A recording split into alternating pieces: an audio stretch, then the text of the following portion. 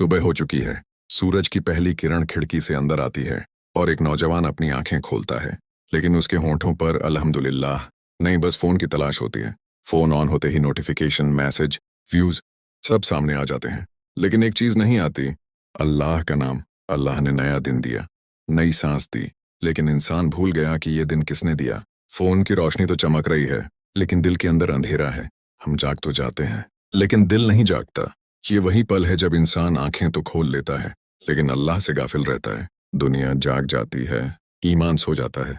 काश हम एक पल रुक कर सोचें, ये दिन हमारी मेहनत से नहीं, अल्लाह की रहमत से है।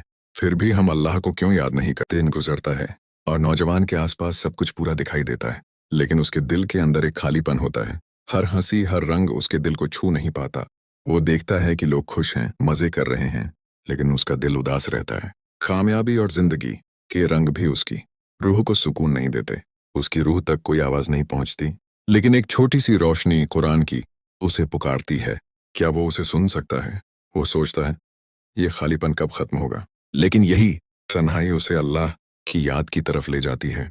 बिना किसी शब्द के दिल के अंदर छुपी उदासी आखिरकार सुकून की राह दिखाती है। और ये वही पल होता है जब इंसान समझता है अल्लाह हमेशा हमारे करीब है, और इसी एक छोटे से पल में दिल का खालीपन रोशनी में बदल जाता है। हम अल्लाह के करीब हैं, और यही याद दिलाने वाला पहला कदम है। जिंदगी कभी आसान नहीं होती। दुख, परेशानी और रुकावटें हमारे रास्ते में आती हैं, मगर ये सब अल्लाह की हिकमत के तहत हैं, ताकि हमारा ईमान मजबूत हो। हर दुख हमें थाम कर सिखाता है, हर परेशानी हमें सोचने पर मजबूर करती है कि हम किसके लिए जिंदा हैं और किसके लिए लड़ते हैं। ये लम्हे इंसान को आजमाइश देते हैं, मगर ये भी अल्लाह की रहमत है, ताकि वो अपनी जात को पहचाने। दुख हमें रोकता नहीं, बल्कि हमें अपने रब की तरफ खींचता है। ये लम्हा हमारा इम्तिहान भी और रहनुमाई भी है। हम दुख में कभी सब्र नहीं करते, मगर अगर हम रखें और सोचें, तो हर दुख हमें अल्लाह की कुर्बत की तरफ ले जाएगा। और ये आजमाइशें सिर्फ हमें तोड़ने के लिए नहीं हैं, बल्कि ये हमें मजबूत करने, हमारी रूह को जागाने और ईमान बढ़ाने के लिए हैं। हर दुख के पीछे अल्लाह की मोहब्बत छिपी है। हम दुआ करते हैं अपनी ज़रूरतों के लिए, अपने ख्वाबों के लिए और न जिंदगी के लिए, लेकिन जवाब तुरंत नहीं आता। हम सोचते हैं, क्यों नहीं मिल रहा, इतनी देर क्यों हो रही है। ये सवाल दिल में गूंजते रहते हैं, लेकिन जवाब अल्लाह की हिकमत में छुपा होता है। हर देर, हर इंतज़ार अल्लाह की हिकमत है। वो जानता है कब सही वक्त है, कब हम तैयार हैं और कब हमें सबसे बेहतर नतीजा देना है।